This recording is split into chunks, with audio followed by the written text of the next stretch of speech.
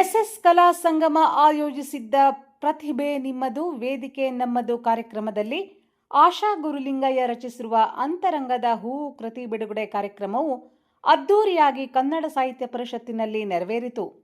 ಸಂಸ್ಥಾಪಕ ಅಧ್ಯಕ್ಷರಾದ ಸ್ಮೈಲ್ ಶಿವ ಅವರು ಮಾತನಾಡಿ, ಎಸ್ಎಸ್ ಕಲಾ ಸಂಗಮವು ಸುಮಾರು 8 ವರ್ಷಗಳಿಂದ ಸಾವಿರಾರು ವಿದ್ಯಾರ್ಥಿಗಳಿಗೆ ವೇದಿಕೆಯನ್ನು ಕೊಟ್ಟು ಅವರಿಗೆ ಗೌರವ ಸಮರ್ಪಣೆಯನ್ನು ಮಾಡುತ್ತಾ ಬಂದಿರುತ್ತದೆ. ವಿವಿಧ ಕ್ಷೇತ್ರಗಳಲ್ಲಿ ಸಾಧನೆ ಮಾಡಿದಂಥ ಸಾಧಕರನ್ನು ಕೂಡ ಗುರುತಿಸಿ ಅವರಿಗೆ ಗೌರವ ಸಮರ್ಪಣೆಯನ್ನು ಮಾಡುತ್ತಾ ಬಂದಿರುತ್ತದೆ ಎಂದು ಹೇಳಿದರು. ಈ ಕಾರ್ಯಕ್ರಮದಲ್ಲಿ ಮುಖ್ಯ ಅತಿಥಿಗಳಾಗಿ ಆಗಮಿಸಿದ ಖ್ಯಾತ ಗಾಯಕರಾದ ಶಶಿಧರ್ ಕೋಟೆ, ಎಸ್ಎಸ್ ಕಲಾ ಸಂಗಮವು ಹಲವಾರು ವರ್ಷಗಳಿಂದ ಅನೇಕ ಕಲಾವಿದರಿಗೆ ವೇದಿಕೆಯನ್ನು ಒದಗಿಸುತ್ತಾ ಬಂದಿರುವುದು ನಿಜಕ್ಕೂ ಹೆಮ್ಮೆಯ ವಿಷಯ. ಇವತ್ತು ವಿಶೇಷ ಅಂದರೆ ಕೃತಿ ಸುಂದರವಾದ ಕೃತಿ ಬಿಡುಗಡೆಯಾಯಿತು. ಅಂತರಂಗದ ಹೂವು ಆಶಾ ಗುರುಲಿಂಗಯ್ಯ ರಚಿಸಿರುವ ಕೃತಿಯು ಎಲ್ಲರ ಮನಸ್ಸನ್ನು ಗೆಲ್ಲಲಿ, ಹಾಗೇನೆ ಅವರ ಬರವಣಿಗೆಯಿಂದ ಇನ್ನೂ ಹೆಚ್ಚು ಹೆಚ್ಚು ಸಾಹಿತ್ಯ ಕ್ಷೇತ್ರಕ್ಕೆ ಸಾಧನೆಯನ್ನ ಮಾಡಲಿ ಎಂದು ಹೇಳಿದರು. ಹಾಗೂ ಅಲಯನ್ಸ್ ಗವರ್ನರ್ ಆದ ಡಾಕ್ಟರ್ ಸತ್ಯವತಿ ಬಸವರಾಜ್, ಆಶಾ ಗುರುಲಿಂಗಯ್ಯ, ಡಾಕ್ಟರ್ ಛಾಯಾ ಬಸವರಾಜ್, ಡಾಕ್ಟರ್ ಬ್ರಹ್ಮರ್ ಶಿವಶಂಕರ್, ರಾಘವೇಂದ್ರ ಪ್ರತಾಪ್ ಸಿಂಗ್, ಮಹೇಂದ್ರ ಕುರುಡಿ ಇನ್ನೂ ಅನೇಕ ಗಣ್ಯರು ಭಾಗವಹಿಸಿ ಕಾರ್ಯಕ್ರಮವನ್ನು ಯಶಸ್ವಿಗೊಳಿಸಿದರು.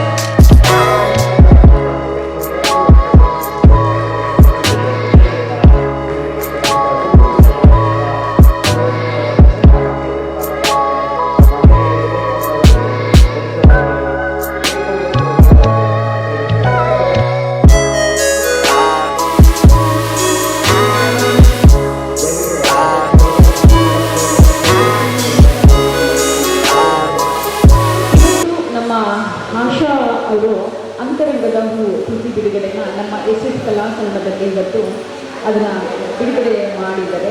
ಅಂದರೆ ನಾವೆಲ್ಲ ಒಟ್ಟಿಗೆ ಸೇರಿ ಆ ಕೃತಿಯನ್ನು ಬಿಡುಗಡೆ ಮಾಡಿದ್ವಿ. ನಾವು ಈಗಾಗಲೇ ಅವ್ರದ್ದು ಬಹುಶಃ ಇದು 3ನೇ ಕೃತಿ ಅನ್ಸುತ್ತೆ. ಕಳೆದ ಬಾರಿ ಕೂಡ ನಾನು ಅವರ ಕೃತಿ ಬಿಡುಗಡೆಗೆ ಹಾಜರಾಗಿದ್ದೆ.